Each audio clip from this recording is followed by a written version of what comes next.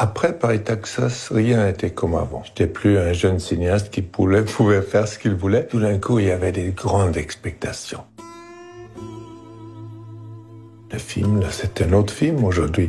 Bien que, évidemment, on n'a rien changé. Je vois un autre film maintenant. Je suis content du film que je vois, mais c'était certainement un autre film que j'ai vu en 84. On est plus proche au film qui est passé à travers la caméra que jamais dans la vie de ce film. J'ai passé des mois avec le film dans le procès de la restauration. Et on se pose cette question.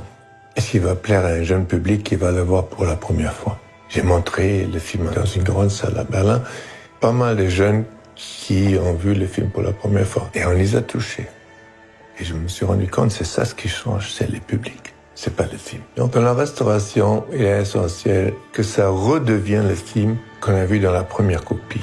Ou même mieux encore. Le négatif même, passé par la caméra, est dans une salle bien climatisée et sombre. Pour le sortir, pour le faire un scanning de ce négatif, il faut qu'il se réveille.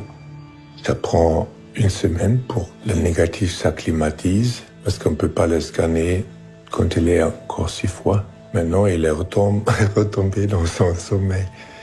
Il faut de toute façon préserver le négatif, parce que ça, c'est le vrai témoin du film. Je n'ai rien changé. J'ai essayé de le faire éclater plutôt.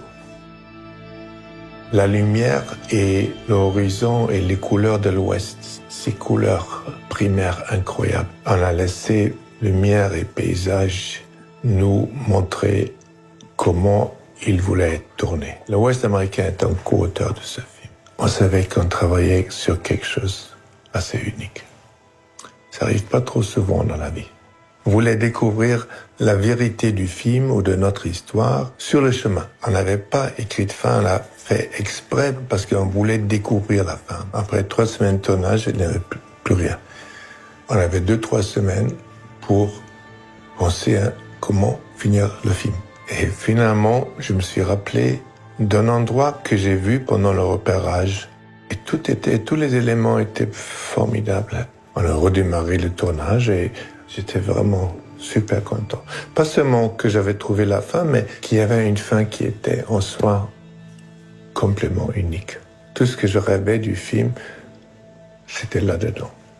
Et à la fin, quand j'avais fait le dernier plan, je savais que j'avais fait un film qui allait toucher les gens. J'avais jamais eu ce sentiment avant. Le temps, c'est la matière essentielle de ce qu'on fait dans le cinéma. Un film consiste d'un certain nombre de plans. Paris, Texas, je crois, c'est à peu près 500. Et chaque plan, pour ainsi dire, c'est une pièce de temps. Et dans le montage, avec tous ces éléments, on essaie de construire un bâtiment dans le temps. Je me suis toujours dit, une partie de mon travail de metteur en scène, c'est aussi un préservateur de paysages, de choses, d'idées aussi qui disparaissent.